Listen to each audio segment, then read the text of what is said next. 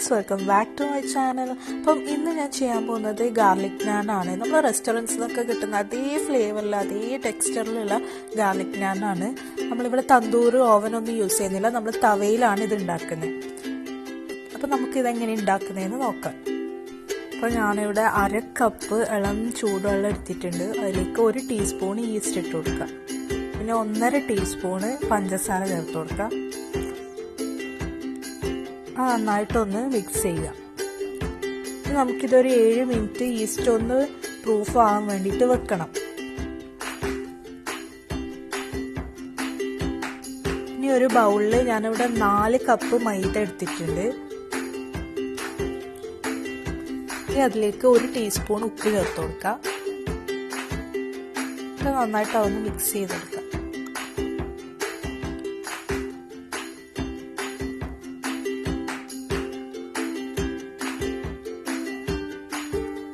ഇനി അതിലേക്ക് 1 table spoon olive oil ചേർത്ത് കൊടുക്കുന്നുണ്ട്.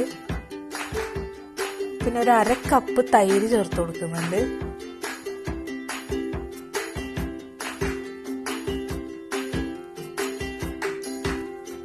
പിന്നെ നേരത്തെ നമ്മൾ പ്രൂഫ് ആവാൻ വെച്ച ഈസ്റ്റ് ചേർത്ത് കൊടുക്കുന്നുണ്ട്.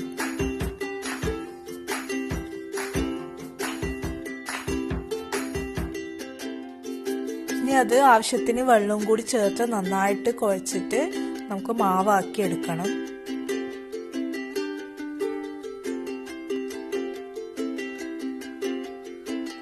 ആവശ്യത്തിന് വെള്ളം ചേർത്ത് കൊടുക്കുക. നല്ല സോഫ്റ്റ് ആയിട്ടുള്ള ഡോ ആണ് നമുക്ക് വേണ്ടത്.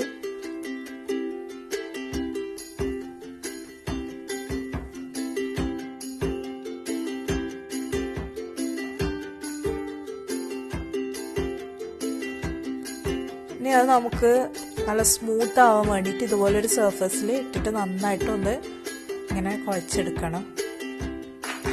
നല്ല സ്മൂത്തായി കിട്ടുള്ളൂ.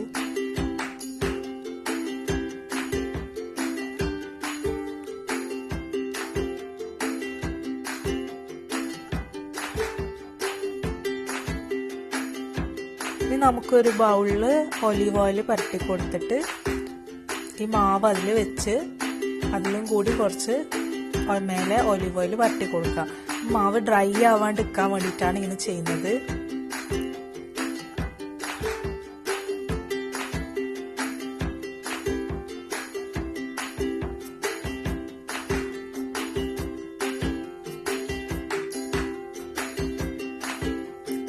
ഇനി അതൊന്ന് മൂടി വെച്ചിട്ട് നമുക്ക് 2 മണിക്കൂർ മാറ്റി വെക്കാം. അത് പൊന്താൻ വേണ്ടി വെക്കാം.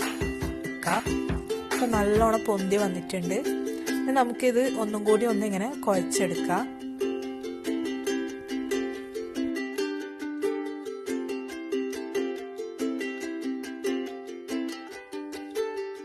ഇനി നമുക്കിത് ബോൾസ് ആക്കി എടുക്കാം. അപ്പം അത്യാവശ്യം കുറച്ച് വലിയ ബോൾസ് തന്നെ ആക്കാം. ഏകദേശം എനിക്കിപ്പോൾ 4 കപ്പ് മൈദക്ക് 12 ബോൾസ് ആയിട്ടുണ്ട്. അപ്പം ആ ഒരു രീതിയിൽ തന്നെ ആക്കാം. എന്നാലും കറക്റ്റ് സൈസ് കിട്ടും.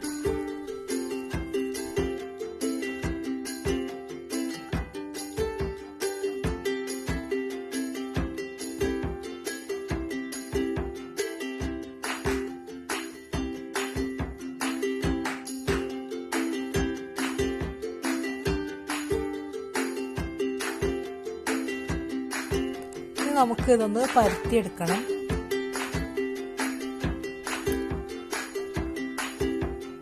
ഇപ്പം ഓവൽ ഷേപ്പിലാണ് ചെയ്യുന്നത്. ഞാൻ പൊതുവെ ഓവൽ ഷേപ്പിലാണ് വരിക. നമുക്ക് റൗണ്ട് ആക്കണമെങ്കിൽ റൗണ്ട് ആക്കാം. ഷേപ്പൊന്നും പ്രശ്നമൊന്നുമില്ല. ഇനി ഏകദേശം ഒരു 3/4 ഭാഗം പരത്തി കഴിഞ്ഞാൽ നമുക്ക് അതിലേക്ക് ചെറിയ പീസാക്കി മുറിച്ച് വെച്ചിട്ടുള്ള വെളുത്തുള്ളി ചേർത്ത് കൊടുക്കാം. ഇനി അതിലേക്ക് ചെറിയതായിട്ട് മുറിച്ച് വെച്ച മല്ലിയിലയും കൂടി ചേർത്ത് കൊടുക്കാം.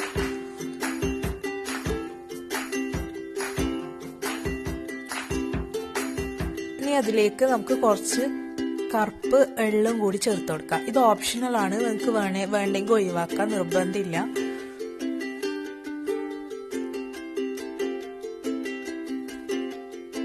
ഇനി അത് ഒന്നും കൂടി ഇങ്ങനെ പരത്തി കൊടുക്കാം.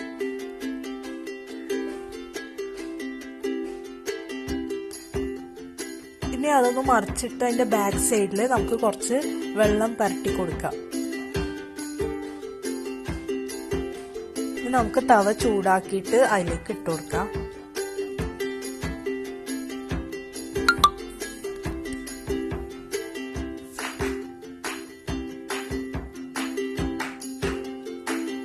കാണാൻ ഇങ്ങനെ ചെറിയ ചെറിയ ബബിൾസ് ഇങ്ങനെ വരുന്നുണ്ടാവും. അപ്പോൾ ഒരു സൈഡ് ആയിക്കഴിഞ്ഞാൽ നമുക്കിതൊന്ന് തവയിൽ നിന്ന് എടുത്തൊരു ടോൺസ് വെച്ച് എടുത്തിട്ട് നമുക്ക് ഈ ഗ്യാസ് സ്റ്റൗവിൻ്റെ ടോപ്പിൽ ഡയറക്റ്റ് ഫ്ലെയിമിൽ വെച്ച് കൊടുക്കാം. ആ ഫ്രണ്ട് സൈഡ് കളറൊക്കെ ഒന്ന് ചേഞ്ച് ആകുന്നത് വരെ ഇങ്ങനെ ആക്കി കൊടുക്കാം. ഫൈനലി നമുക്ക് കുറച്ച് ബട്ടർ തേച്ച് കൊടുക്കാം. അപ്പം ഇത്രേ പണിയുള്ളൂ. അതിന് റെസ്റ്റോറൻറ്റിലൊന്നും പോകേണ്ട ആവശ്യമില്ല. നമുക്ക് വീട്ടിൽ നിന്ന് തന്നെ വേണമെന്ന് തോന്നുമ്പോൾ ഉണ്ടാക്കി കഴിക്കാം. എളുപ്പമാണ് ഉണ്ടാക്കാൻ, നല്ല ടേസ്റ്റിയാണ്, നല്ല സോഫ്റ്റുമാണ്. അപ്പം എല്ലാവരും ഒന്ന് ട്രൈ ചെയ്ത് നോക്കുക. നിങ്ങൾക്ക് എൻ്റെ ഒരു വീഡിയോ ഇഷ്ടമായെങ്കിൽ ലൈക്ക് ചെയ്യുക, ഷെയർ ചെയ്യുക, കമൻറ്റ് ചെയ്യുക. പിന്നെ നിങ്ങൾ എൻ്റെ ഈ ചാനൽ ആദ്യമായിട്ടാണ് കാണുന്നതെങ്കിൽ സബ്സ്ക്രൈബ് ചെയ്യാൻ മറക്കരുത്. അപ്പോൾ അടുത്തൊരു വീഡിയോ ആയിട്ട് കാണുന്നത് വരെ ബൈ.